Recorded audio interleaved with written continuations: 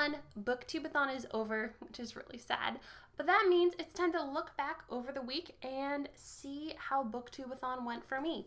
Now, we're going to look at the books that I read, I'm going to talk about them a little bit, and then I'm also going to do some Booktube-A-Thon by the numbers. So let's start out by talking about what my TBR was. This stack of books was essentially my entire TBR. We had Hunted by Megan Spooner, When Dimple Met Rishi, Windfall, Six of Crows, Words on Bathroom Walls, Song of the Current, and Frostblood. So I did not get to my entire TBR, which is very sad, but let's take a little look at Booktube-A-Thon by the numbers, and then we'll get into my books themselves.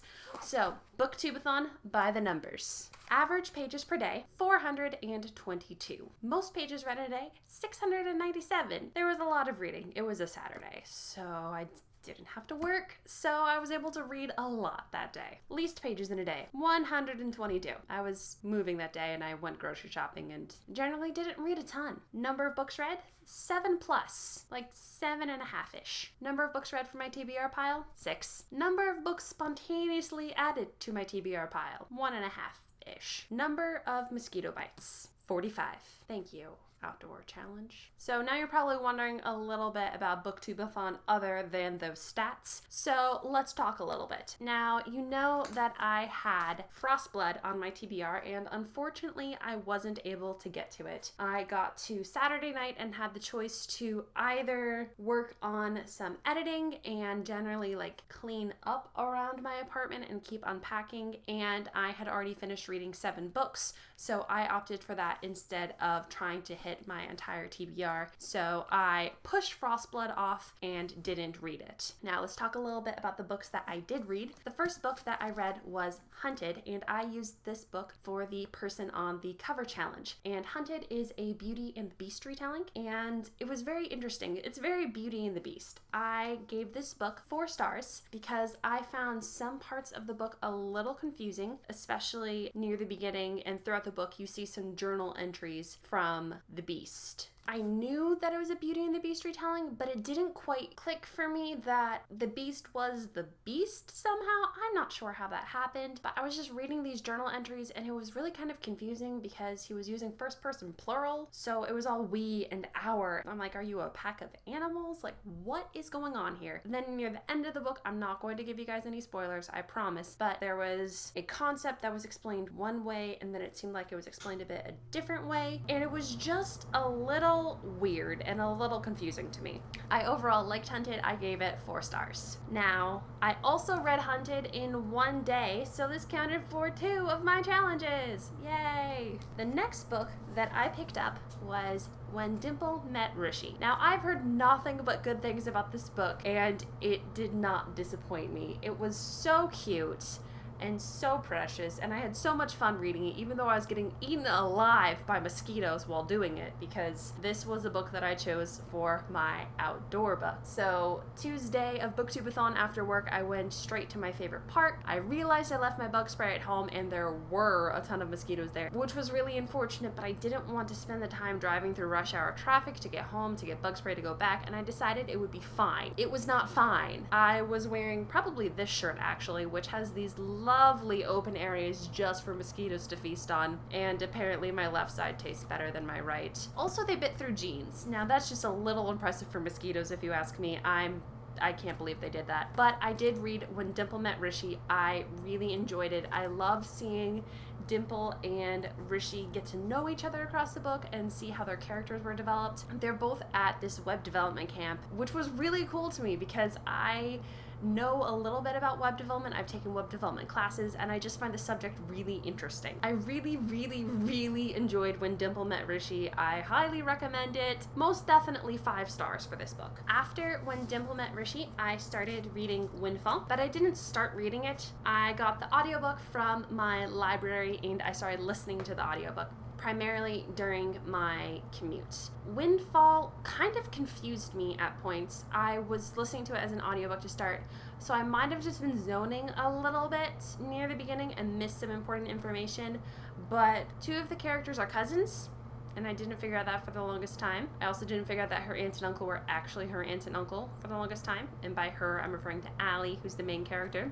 I also didn't know her name for the longest time. I was really just very confused for the beginning of this book, but I kept listening to it, and I listened to about the first 3/4 of the book, and then I was able to read the rest with this copy, and that helped a lot, both with understanding parts of the book and also getting it done faster, because I can read a lot faster than I can listen to audiobooks. Windfall was good. It's not my favorite book. It was an interesting premise, but it was a little cheesy in places for me, and I was just confused for part of it. I might try reading it again later to see if I get a different reaction, but for now, Windfall is getting 3 stars. And with Windfall, that is 3 books and 4 challenges, because when Dimple met Rishi counted for my read a book about a character that's very different from you. After I finished Windfall, I started reading 6 of Crows. Now, 6 of Crows was the book that I chose for Read a Hyped Book. I've heard nothing but good things about 6 of Crows.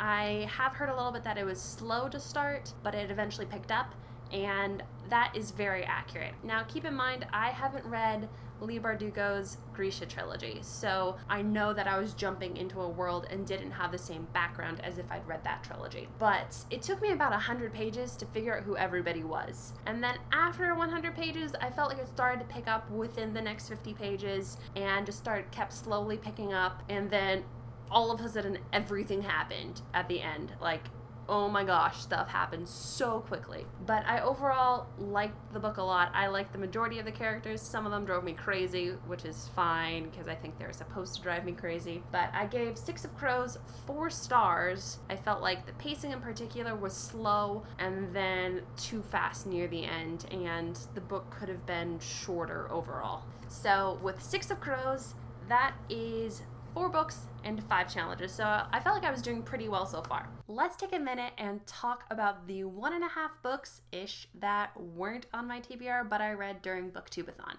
Now, what ended up happening was that I needed some more audiobooks during my week because I was working on unpacking and doing other things that I couldn't just sit there and read a physical book for. So I turned to audiobooks. Before Booktube-A-Thon, I had started listening to The Last Olympian, the 5th book in the Percy Jackson and the Olympian series by Rick Riordan.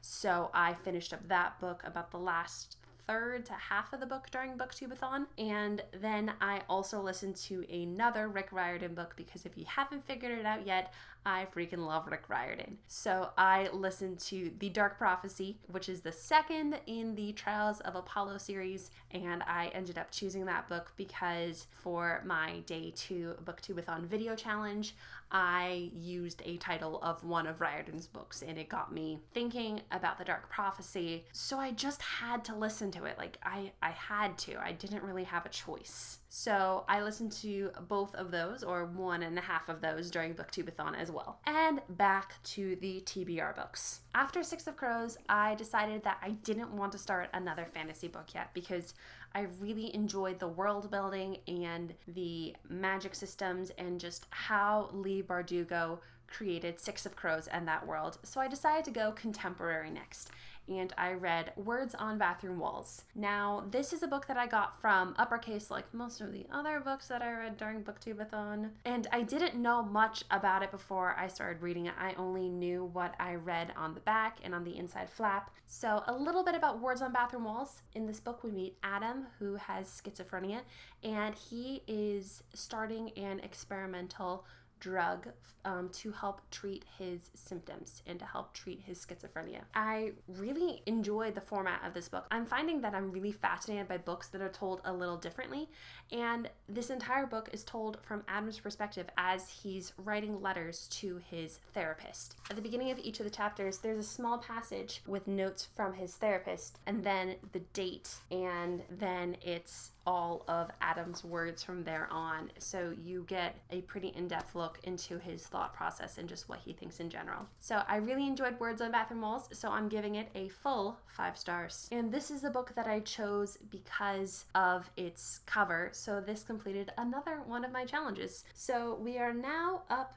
to 6-ish books and 6 challenges. So the last book I read was Song of the Current, and this is a fantasy book, and in this book I was promised pirates and sailing and adventures, and there were definitely sailing and adventures, but not pirates in the way that I expected, which is okay, it's fine. I enjoyed the book overall. Song of the Current tells the story of Caro, who sails the rivers with her father, and her family has always been favored by the river god, and the river god will speak to them. They sail up and down the river, doing a little bit of light smuggling and generally transporting cargo. Stuff happens. Her father gets imprisoned. Caro takes on this big job and everything really just spirals from there. We'll just leave it at that so I won't get too spoilery. So I gave Song of the Current 4 stars. It was really good, but I didn't just absolutely love the book, and there were some parts here and there that just really irked me. So I loved participating in Booktube-A-Thon this year, and I'm sad that it's over. I loved being part of this community and all of us just rallying together on Twitter and YouTube and Instagram and just everywhere possible and talking about all the books that we're reading, and I am so excited for Booktube-A-Thon next year. As always, let's chat down below in the comments. If you like my stuff, go ahead, hit like and subscribe to my channel.